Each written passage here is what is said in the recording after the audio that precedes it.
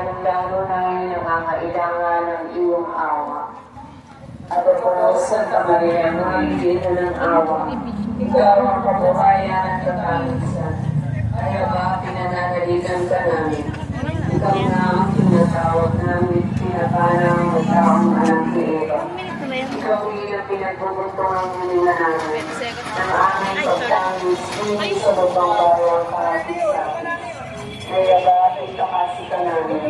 Inalugod sa amin ang iyong mga katang maawain. At saka akong matangkong sa ipagpanang sa amin. Ay matangkong sa amin ang iyong anak na si Jesus. Sa Maria na ng Diyos, kawain maalam at matamis na buhay. Ipanalangin na kanyo, Santang Iyong Diyos. 1 minute na yan.